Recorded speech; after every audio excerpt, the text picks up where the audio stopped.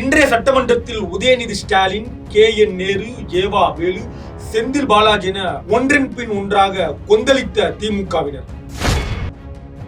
சங்கி அமைச்சர் என ஒரு பதிலும், அதற்கு மாற்றாக பாத்ரூம் எதிர்க்கட்சி தலைவர் என ஒரு பதிலும் அநாகரிகமான பதிவுகளை பதிவு செய்த சட்டமன்றம். சட்டமன்றத்தில் மாறி மாறி சண்டை போட்டுக் கொண்ட திமுக தாவேகாவினர். பார்க்கலாம் இந்த காணொளி. ஆச்சி மசாலா எந்த சமையலும் ருசி தேடும் ரகசியம் 20 ரூபாய். போர்வைக்கால அட்டகாச ஆடியோ ஆஃபர் ஸ்டார்ட் ஆகிருச்சு. போர்வைக்கால பொருட்கள் வாங்கி 1 கோடி மதிப்புள்ள கிஃப்ட் வின் பண்ண வாய்ப்பை பெறுங்க. Periyar Maniammai Institute of Science and Technology, Tanjavur. CSE with specialization in AI and ML, data science, cyber security and more. உலக தமிழர்களுக்கு வணக்கம். நான் உங்கள் தமிழ்மாறன். முன்னாள் திமுக அமைச்சர் செந்தில் பாலாஜி அவர்களை கம்பெனி அப்படின்னு, கரூர் கம்பெனி அப்படின்னு சிடி நிர்மல்குமார் இன்றைக்கு இருக்கக்கூடிய அமைச்சர் அவையில் பேச தொடங்கிய உடனேயே அவை முழுக்க ஒரு மிகப்பெரிய ஒரு கொந்தளிப்பு திமுக தரப்பில் இருந்து எழுந்தது. இதுல நம்ம கவனிக்க வேண்டிய விஷயம், இன்றைக்கு இருக்கக்கூடிய இந்த ஆளும் கட்சியை, புதிய கட்சியை, மெஜாரிட்டி இல்லாத ஒரு கட்சியை, ஒரு மைனாரிட்டி கட்சியை நம்ம எப்படி மக்கள் பாக்குறாங்கன்னா, 2 எதிர்கட்சி இன்றைக்கு அதிமுக, திமுக 2 எதிர்கட்சி இருக்கு. ஆனால் இதுவரைக்கும் நடந்த சட்டமன்ற நிகழ்வுல அதிமுகவோ அல்லது திமுகவோ ஏதாவது ஒரு கேள்வி கேட்டால் அந்த கேள்விக்கு நேரடியாக பதில் சொல்லாமல் சட்டமன்றத்தில் நம்ம ஊர்ல சொல்லும் இல்லையா, வீணே வம்புக்கு இழுக்கக்கூடிய வார்த்தைகளை தொடர்ந்து ஆளுங்கட்சி தரப்பில் இருப்பவங்க பயன்படுத்துறத பட்டவர்த்தனமாக பார்க்க முடிகிறது. இதுல ஒளிவு மறைவு எதுவுமே கிடையாது. சட்டமன்ற நிகழ்வை நீங்க கவனிச்சீங்கன்னா,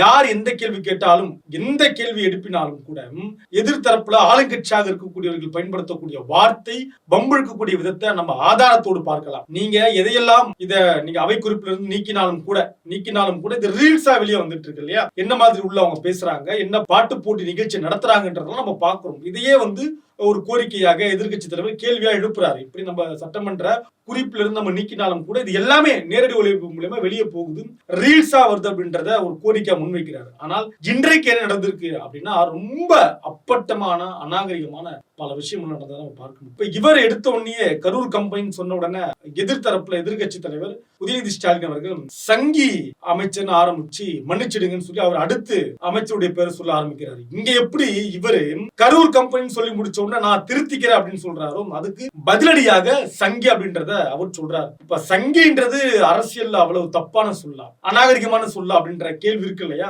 சங்கி அப்படின்றத ஒரு உச்சபட்ச ஒரு நடிகரோட ஒப்பிட்டு நம்ம பார்த்திருக்கோம். சங்கின்றத இன்னைக்கும் பிஜேபி தரப்புல பெருமையா பார்க்கிறாங்க. சங்கின்றத கடந்த காலங்களில் சீமானவர்கள் சங்கிதா அப்படின்றத அவர் ஒத்துக்கிறாரு. அப்ப இந்த சங்கின்ற சொல் எதை குறிக்கும் நமக்கு தெரியும். ஆனால் சங்கி அப்படின்னு சொன்ன உடனேயே கொந்தளித்து போன சிடி நிர்மல்குமார் அமைச்சர் இருக்காரு இல்லையா, அவருக்குள்ள இருந்து அந்த சங்கி வெளியே எந்த சங்கி, சனாதனத்தை ஒழிப்பேன் என்று சட்டமன்றத்தில் உதயநிதி ஸ்டாலின் சொன்னதுக்கான வெறுப்பு பேச்சை தொடர்ந்து கை கொண்டிருக்கிறதுடைய தொடர்ச்சியா சிடி நிர்மல்குமார் அவர்கள் எழுந்து சொன்ன வார்த்தை இருக்கு இல்லையா, அதுதான் பாத்ரூம்ல 3 மணி நேரம் இருந்த எதிர்கட்சி தலைவர்னு அப்பட்டமான அநாகரிகமான சொல்ல சட்டமன்றத்துல பயன்படுத்தி இருந்தார். இப்ப இது சட்டமன்ற குறிப்பில வராது. ஆனா இது நேரடி ஒளிபரப்பு செய்ததின் மூலமாக இந்த புண்ணிய காரியத்தை நாங்க தான் பண்ணோம்னு தாவேகா அரசு தம்பட்டம் அடிக்குது இல்லையா, இந்த புண்ணிய காரியத்தின் விளைவாக இப்ப இந்த செய்தி வெளியே பலருக்கும் தகவலாக பரவிட்டு இருக்கு. ரீல்ஸா கட் பண்ணி போட ஆரம்பிச்சுட்டாங்க. இதுல நாகரிகமா மறுபடியும் எதிர்கட்சி தலைவர் இருந்து இப்ப பாத்ரூம பாக்குறதுக்கு ஒரு அமைச்சரை நீங்க கொடுத்திருக்கீங்களான்னு கேட்டிருக்காங்க. வேற யாராவது இதற்கு பதில் கொடுக்கணும் அப்படின்னா, சமூக வலைத்தளங்கள்ல பாத்ரூம்ல இருந்த அப்படின்னு சொல்லி ஆரம்பிக்கிறார் இல்லையா எதிர்கட்சி தலைவர், அதுக்கு சமூக வலைத்தளங்கள்ல என்ன மாதிரியான பதில கொடுக்க முடியுமோ, கொச்சையா என்ன பதில கொடுக்க முடியுமோ அந்த பதிலையும் அமைச்சருக்கு கொடுக்க தொடங்கி இருக்கிறார்கள். நம்ம அதை சொல்லவே முடியாது, சொன்னா நம்ம மேல வழக்க போட்டுருவாங்க. அந்த அளவுக்கு மோசமா பாத்ரூமையும் அமைச்சர் நிர்மல்குமாரையும் ஒப்பிட்டு பல கருத்துக்களை சமூக வலைத்தளங்கள்ல எழுத ஆரம்பித்திருக்கிறார்கள். இது பேர் தான் வாயை கொடுத்து எதையோ புண்ணாக்குவது அப்படின்னு இல்லையா, அந்த மாதிரியான சம்பவம் இன்றைக்கு நடந்தது. பிறகு கார் கொடுக்கறத பத்தி பேசுறப்ப திரு ஆதோர்ஜினா அவர்கள் எழுந்து பேசிய அந்த வார்த்தை இருக்கு இல்லையா, கார் யாருக்கெல்லாம் தேவையோ அவர்களுக்கு கார் கொடுக்கலாம் அப்படின்றது எல்லோருடைய பார்வை. திமுக தரப்புல 59 எம்எல்ஏக்களுக்கும் கார் இருக்கு, எங்களுக்கு கார் வேண்டாம் அப்படின்னு திமுக தரப்பு சொல்றாங்க. ஆனா இதையும் அரசியலாக மாற்ற முயற்சி பண்ணதுடைய விளைவு பிறகு என்னவாக நின்றுது அப்படின்னா, நீங்க தேர்தல் நடக்கிற பொழுது நீங்க தேர்தலும் உங்க கணக்கை காட்டிருப்பீங்க. அந்த கணக்குல யாருக்கெல்லாம் கார் இருக்கு அப்படின்றத கண்டுபிடிக்கலாம். அதுவே நமக்கு போதுமான தரவா இருக்கிறப்ப எதனால நீங்க எல்லாருக்கும் கார் கொடுக்கணும்னு KN நேரு அதையும் மேற்கோள் காட்டி பேசுகிறார். இதையெல்லாம் தாண்டி வழக்கு போடணும்னு முடிவு பண்ணான். பங்களா இருக்கிறத பத்தி எல்லாம் கேள்வி எழுப்பினார் இல்லையா நம்ம அமைச்சர் ஆதவர்ஜன் அவர்கள், நீங்க வழக்கு போடணும்னு முடிவு பண்ணா இத காரணம் காட்டி நீங்க வழக்கு போடலாம் அப்படின்னு கேட்டாங்க. ஆனா இப்ப திமுக தரப்புல என்ன பேச தொடங்கி இருக்கிறார்கள் சமூக வலைத்தளங்கள்ல, முதலமைச்சர் ஒரு படத்துக்கு 200 கோடி ரூபாய் சம்பளம் வாங்கினதா சொன்னாங்க. இப்ப ஒரு 4 படம் எடுத்துங்க, நீங்க பீஸ்ட்ல தொடங்கி மாஸ்டர்ல தொடங்கி லியோ வரைக்கும் 4 படத்துல நீங்க 3 படத்துக்கு 200 ரூபாய்னாலே மொத்தம் 600 ரூபாய், 600 கோடி. இப்ப 200 கோடி ஒரு படத்துக்குன்னா 600 கோடி. ஆனா தேர்தலில் கணக்கு காமிச்சது 500 கோடி. 500 கோடியே சொச்சத்தை கணக்கு காட்டுறாரு.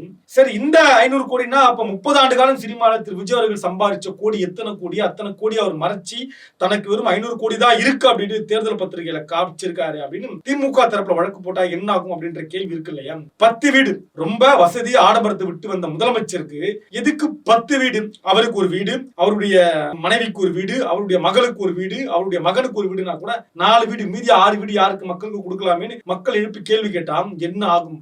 நமக்கு கொடுத்த தரவுல 10 வீடு இருக்கு, மீதி என்ன வீடு இருக்கு, என்ன எஸ்டேட் இருக்கு, என்ன பங்களா இருக்குன்னு அவங்களுக்கு தெரியும். அப்படி ஊழலை ஒழிப்புன்னு சொன்ன உத்தமருடைய இந்த தேர்தல் அறிக்கையிலேயே இவ்வளவு இருக்கு அப்படின்னு இன்றைக்கு கேள்வி கேட்க தொடங்கி இருக்கிறார்கள். இதெல்லாம் இன்றைக்கு பேசு பொருளாக இல்லாமல் இருக்கலாம். நம்ம ஊழல் ஒழிப்புன்னு பேச வந்துட்டோம், நாளைக்கு இதெல்லாம் வரலாறுல மாறும். இப்படிப்பட்ட ஒரு சிக்கல்ல தான் முன்னாள் முதலமைச்சர் ஜெயலலிதா அவர்கள் மாட்டினார்கள் அப்படின்றது அரசியல் தெரிந்தவர்களுக்கு தெரியும். அதை தாண்டி 3 ஃபைல் இருக்கிறதா சொன்னாங்க இல்லையா? அந்த ஃபைலை உடனே திறந்து காட்டுங்க, பயம் காட்ட வேண்டாம். அப்படி அந்த ஃபைலை திறக்கணும் அப்படின்னா நீங்க ஜோசியரை கேட்டுட்டு தான் திறப்பீங்க அப்படின்னு எதிர்க்கட்சி தலைவர் போட பதிலுக்கு எதிர் தரப்புல இருந்து சாக்கி டவுஸ் சொல்லக்கூடிய சிட்டி நிர்மல்குமார் அவர்கள் உடனே இருந்து அவர் தரப்புல மஞ்சள் துண்டு போட்டதுக்கான காரணம் என்ன ஜோசியரை கேட்டு அவர் சொல்ல, அந்த மஞ்சள் துண்டுக்கு முன்னாள் முதலமைச்சர் கலைஞர் அவர் எழுதிய புத்தக ஆதாரத்தை எடுத்து திமுக தரப்புல போடன்னு இன்னைக்கு சட்டமன்றம் உச்சகட்ட கொதிகுதிப்புல போய் முடிந்திருக்கிறது அப்படின்றத நம்மளால பார்க்க முடியுது. திமுகவும் தாவேக்காவும் மாற்றி மாற்றி வார்த்தைகள் தாக்கி கொண்ட காட்சி தான் இன்றைக்கு ரீல்ஸாக வலம் வந்து கொண்டிருக்கிறது. அதற்கு 2 கட்சி தரப்புல இருந்தும் எதிர்வினையை சமூக வலைத்தளங்களில் 2 தொண்டர்களும் ஆற்றிக் கொண்டிருக்கிறார்கள். தொடர்ந்து கிங் செய்திகளை வழங்குவோர் அதிக மசாலா அதிக சுவை ஆச்சி மசாலா. இணைந்திருங்கள் கிங் 360 ஆச்சி மசாலா. எந்த சமையலும் ருசி தேடும் ரகசியம் 20 ரூபாய். போர்வைக்கால அட்டகாச ஆடியோ ஆஃபர் ஸ்டார்ட் ஆகிருச்சு. போர்வைக்கால பொருட்கள் வாங்கி 1 கோடி மதிப்புள்ள கிஃப்ட்ஸ் வின் பண்ண வாய்ப்பை பெறுங்க. Periyar Maniammai Institute of Science and Technology, Tanjavur. CSE with specialization in AI and ML, data science, cybersecurity and more.